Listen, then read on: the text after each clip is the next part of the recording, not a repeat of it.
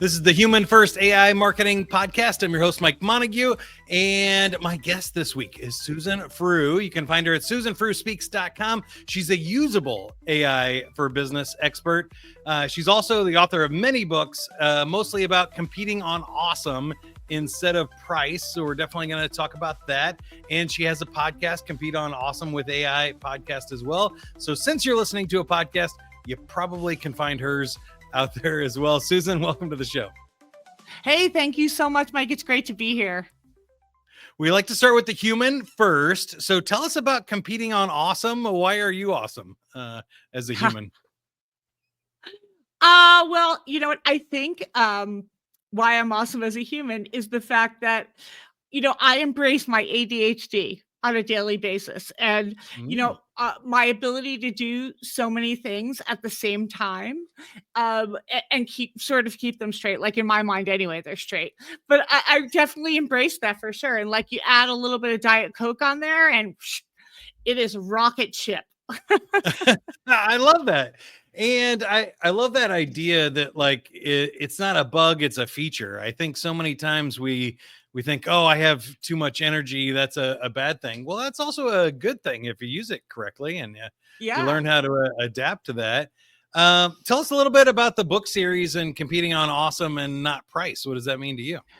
So the way I look at it is this, none of us in any kind of business, regardless of what you do, want to compete on price. I mean, it's a race to the bottom, basically.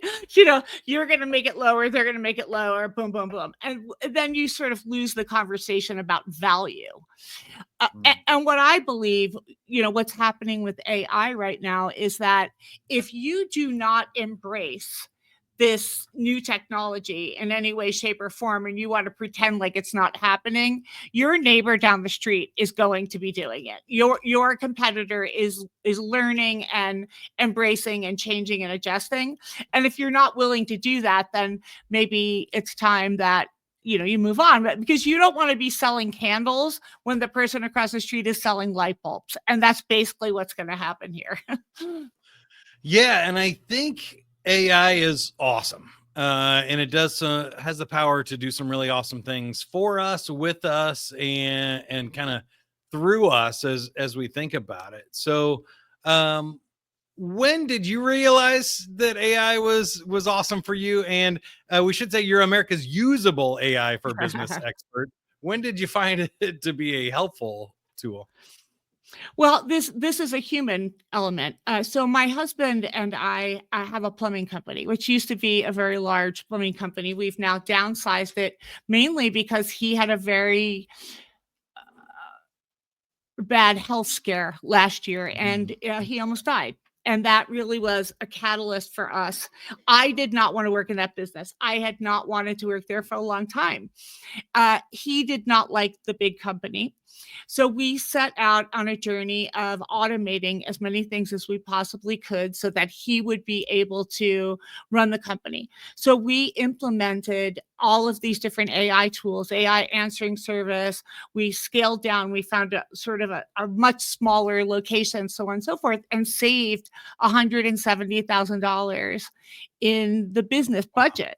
And so that's what I've been sharing with people. So when I say usable, I mean it. It's like, do this and you'll save $2,000 a month. Do this, you'll save $1,000 a month. And, I've made a couple of errors. I thought I could teach myself how to do SEO on a, 12-year-old website with 30,000 customers. And I couldn't, but I did learn some really cool things too.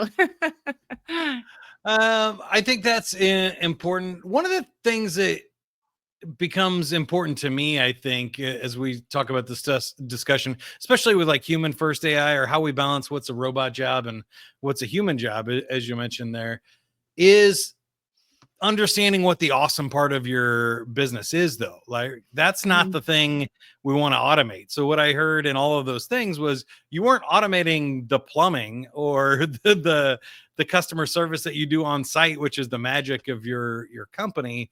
You're automating everything else with AI. Is that fair?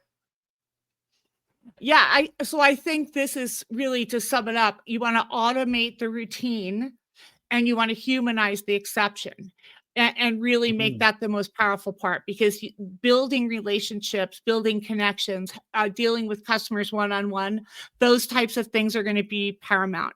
And just think about how you could live in your zone of genius on a daily basis if you didn't have the minutia that you didn't want to do, or that was holding you back or getting you sucked in for hours at a time, and just were doing your very best thing all day long. And that's the way I see it. Yeah, it sounds good to me. And I the other thing I was thinking about when you talked about automating the whole business is if there was a local, plumbing company or roofing company that wanted to go about this, um, they typically are not the tech savvy, like really forward businesses. Where do you recommend that they start? Is there a tool or a business process or some sort of way of thinking about these so we're not just trying to like flip on 12 different tools at the same time and end up breaking stuff? My advice to everyone on this, especially people in trades, is this: you need to go old school before you go new school. And before Mm. you start automating and slapping AI on things, you need to really evaluate your business processes and see what areas are broken. And that's probably going to require bringing everyone around the table who's got a piece or a stake in it, and saying, like, what takes too long? What don't I like doing? What can be automated? And then going out and finding the tools that can work. Because if you do it the opposite way, you're shoving a round peg in a square hole, and you'll Yeah. end up spending a bunch of money on subscriptions that you're not using. And that's great advice. Now that you're doing it, was there one particular area that you found had the biggest ROI or the biggest impact on the business? Well, I think the answering service was a big one. That was a tremendous savings. And people really want to be able to call 24 hours a day or text or whatever and just do it.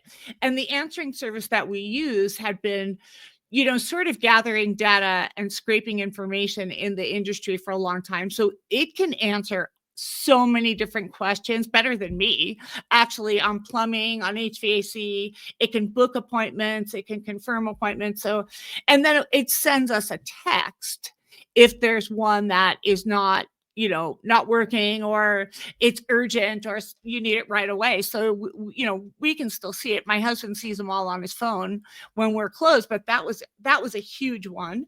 And then realizing that you don't need as much space as you thought in the past. Like, we Mm. downsized our facility significantly, and it saved like $25,000 in a year.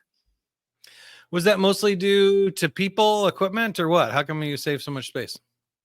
Well, we didn't need to hire another dispatcher because we had the AI. And then we were able to set it up where we could do remote dispatching. And so our office manager actually moved to another state through all of this, and she's able to do her job from there. So that wouldn't have been available to us prior. And Yeah. I use a lot of it for financial evaluation. So basically, my only role now on the back end is sort of like a liaison with the bookkeeper, and government agencies, taxes, those types of things. But I've created and built several AIs that I can use to do budgeting, forecasting, evaluation on spreadsheets and data that we have, in order to keep the company going without spending hours. Like, my budget used to take me 1 week. I would take the whole week of Thanksgiving every year, and I would write the budget for next year. Now, boom, done. You can do it almost instantly. Yeah. Those kind of things are huge. And I think that's one that a lot of people are over looking is that aggregated data. You mentioned all the calls that this call service might get from plumbers around the country that they can use and leverage. But Mhm. even in your business, it's really hard to keep track of everything month to month, item to item, when your business changes and people change and salaries change and all that stuff. It's you kind of just feel like you're putting a finger up in the air of what you would like the budget to be. Yeah. But now we have tools that can look at it and make more realistic predictions, even across the industry or across our company or different branches and stuff. That I think it's really cool. And the speed is insane. Yeah, for sure. agreed for sure. And I was never really much of a spreadsheet evaluator type person. I don't know about you, but now No. I am, because it's super easy. I like You can take all of this, and confidentiality is people's objection. Okay, well, you take your financial data out of QuickBooks, put it into a spreadsheet, cut it, and paste it in. Do not throw the spreadsheet in there with your account numbers and the name of your company, and now it is blind data. And with regard to, like, how are you going to use it, well, you need to figure out what the key performance indicators are in your industry. So how much should be going to materials, uniforms, overhead, and then load that in the back end of a custom GPT, which is how I did it. And then when you throw your data in, it's looking through the lens of those key performance indicators. And even more so now with the new things that came out with open AI over the holidays, because now we can do the projects inside Yeah. of ChatGPT, and now you can keep all of your data in the project, and bam, now we're really flying. They even have some what they call temporary chats, where it's sort of like the incognito or private browsing, where you can just ask a question and then it'll go away, and it's not training the data, it's not saving it for later or anything like that, which I've never been too worried about the confidentiality anyway. I understand there are if you're in the healthcare or banking industry or something, you probably need to be a little Yeah. bit more worried about that, but most companies don't. They have our financial data on our company, is like you said, as long as it's not account numbers, doesn't Yeah. really matter too much.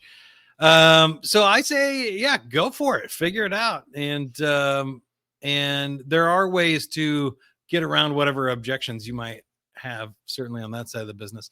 Now, this is the AI marketing podcast as well. And you mentioned SEO earlier, and you Mhm. seem to be good at marketing. I can't tell if it's necessarily marketing, sales, or branding in your background, but there's definitely some business development there that you can share with us. What tools or tactics and strategies have you used on the promotion side to make that phone ring in the first place?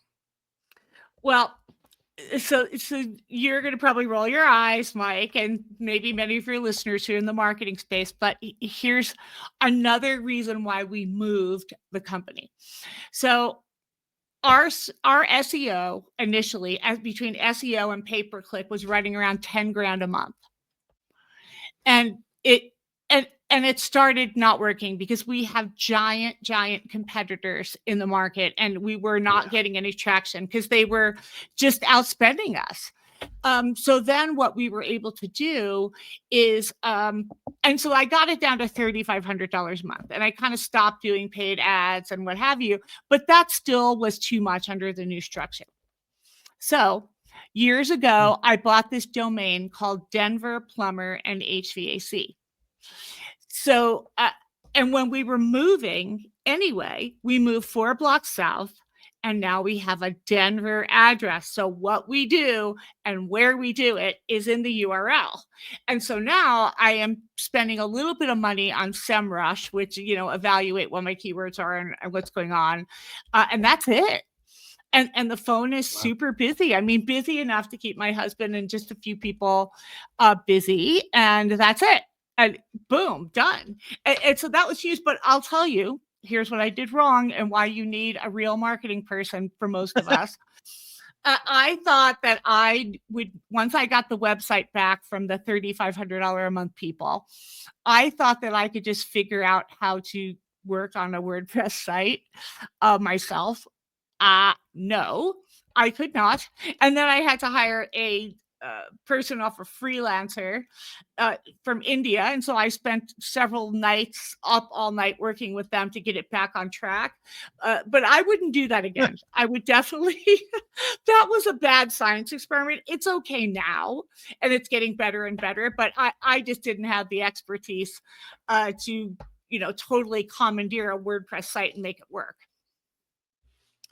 Yeah, a lot of things came to mind to me there. I think you did some cool things that are maybe a little counterintuitive, but also just the right things to do at this time, that a lot of people don't realize that the marketing world has changed over the last year. That everybody, especially in competitive industries like plumbing, everybody's heard about pay-per-click ads. They're all spending money.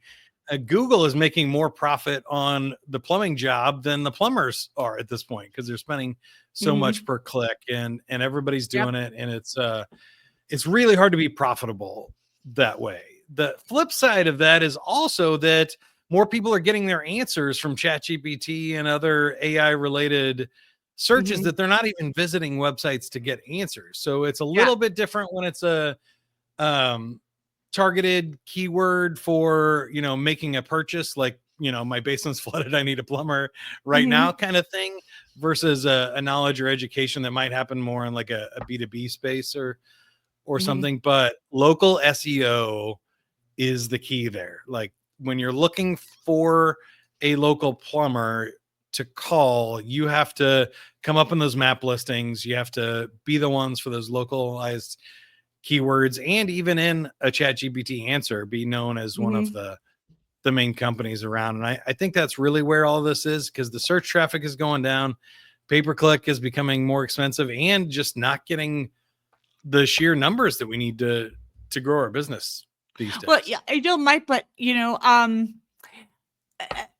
Google makes $311 billion a year on search. Okay. And granted, they have been late to the party on the AI, and everyone, in the industry is critiquing. They're trying to catch up though. I know. I mean, I put out a newsletter last week that's called the Hail Mary Passes of 2024. And Google was right on top. It's like, really, it is the last minute of 2024. And now they have come out with, and I think Gemini's fantastic, and and all of the new enhancements and what have you. But it's definitely different, and I think a lot of business owners and even marketing folks are going to be falling behind if they're not keeping up on all of these changes and new ways to get traffic. Then you're going to be in big trouble. I really believe that. You did mention Google Notebook as one of your favorite AI tools, though. So why do you love that one? I love it. Notebook LM. I absolutely love it for a lot of different things. So for those of you who don't know, if you're just listening, Google Notebook LM, it's notebook.lm.google. So it's on your Google platform. Just log into your Google browser and go in there. You can put in a URL, a document, whatever it is, and it will then research it and produce for you all of these other documents, frequent asked questions, a summary doc, and most remarkably, a really cool podcast about the topic. And there's so many applications for this. I think if you're in sales, you could create a podcast about your client and you can send it to them. I think that I just helped one of my clients do that this week and they were blown away. They interviewed 12 of the top sales leaders in this organization.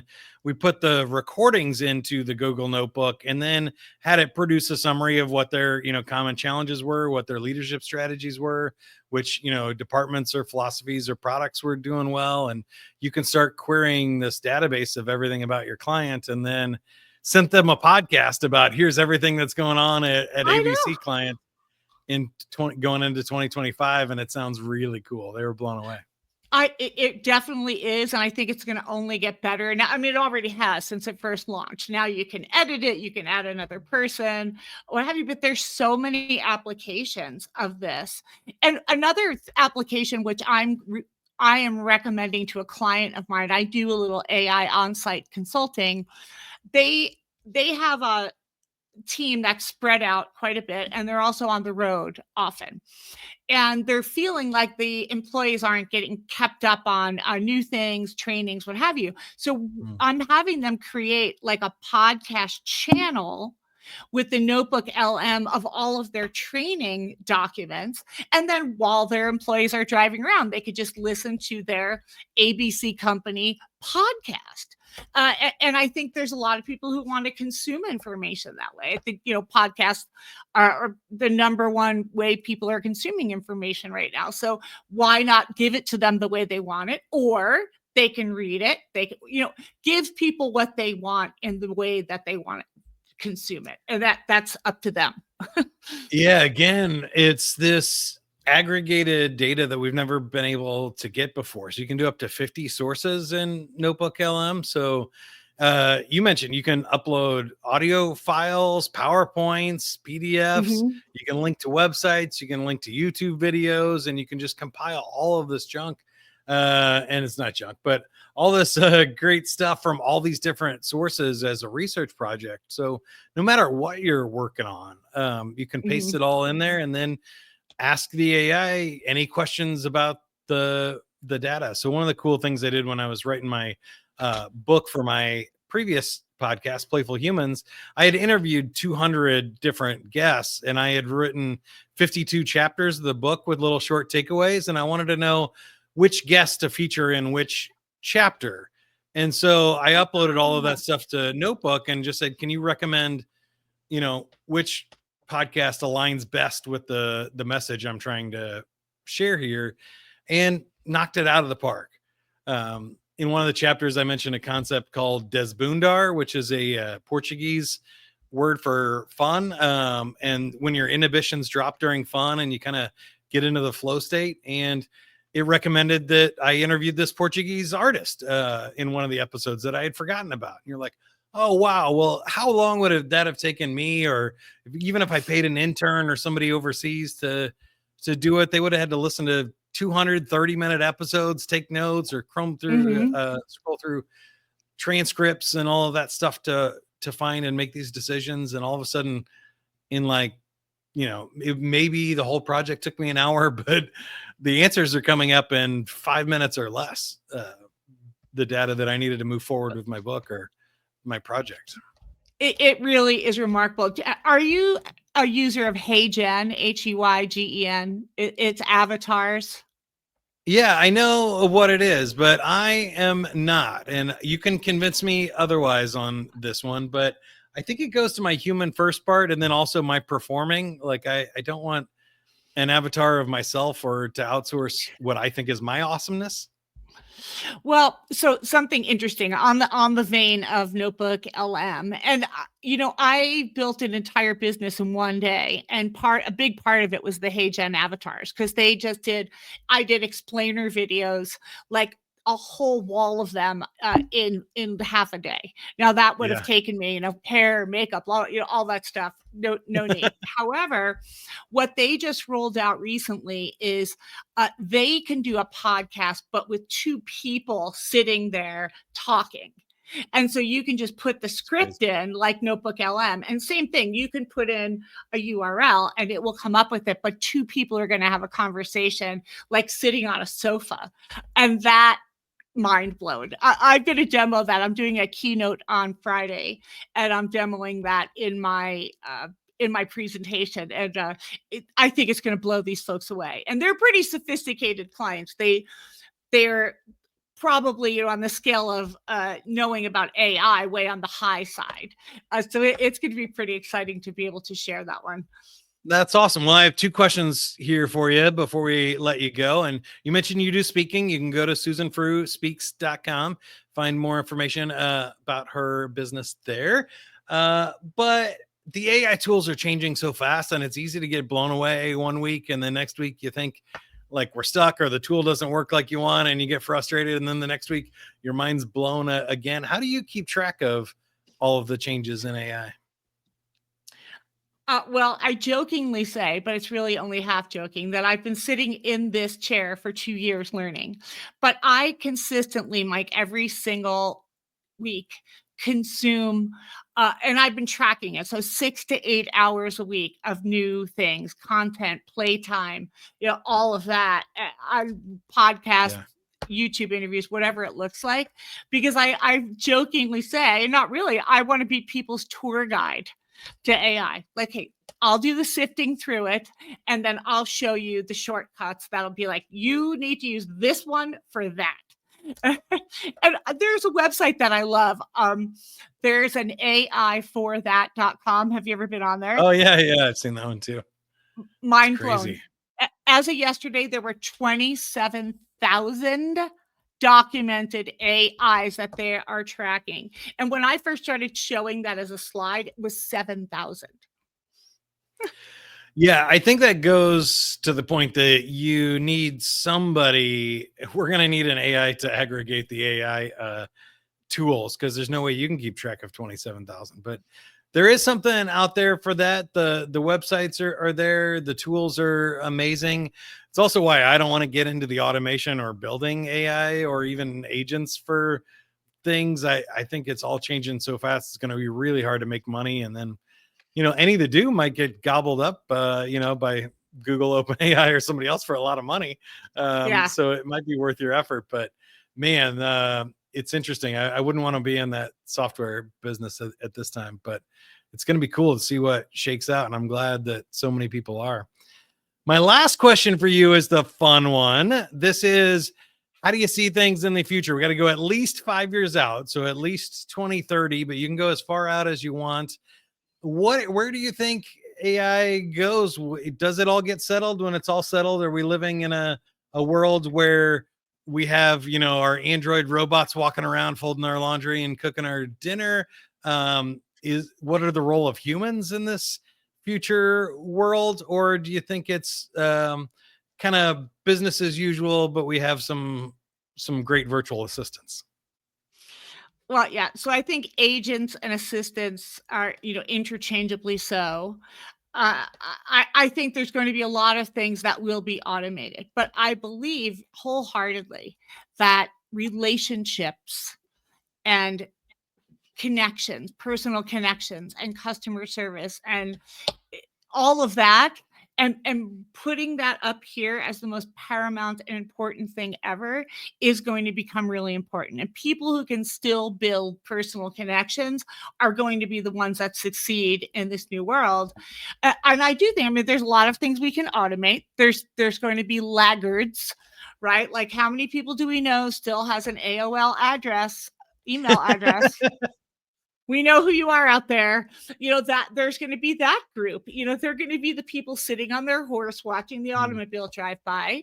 And I think that there's going to be a big disruption in work.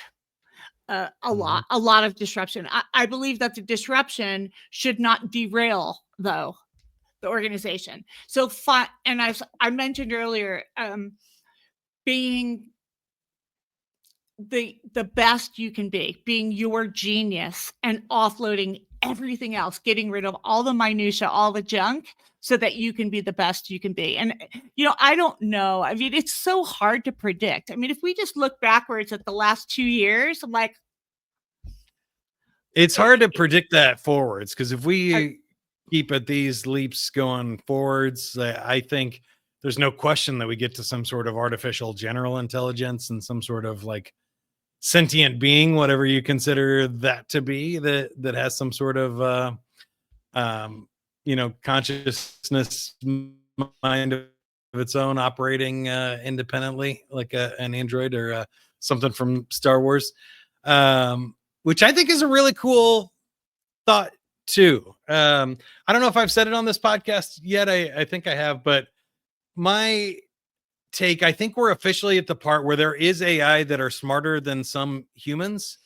yes, we And are. I think we're going to get to the point Recently. where some AI is smarter than all of the humans, or we have to start deciding. Like, it's always going to be, like you said, a spectrum.